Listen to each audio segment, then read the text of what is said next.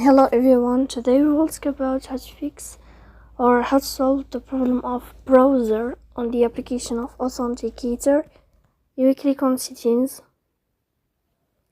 In this page you can click on apps, default apps, app settings. On above you can search about Authenticator and you will enter. Then you can click on first stop and you can click OK. After that you'll enter to the window of storage. Here you can click clear cache. In the end you can go to Play Store. You can search about Authenticator app. And if you will find updates, then you can update your app. So please don't forget to support us by like and subscribe.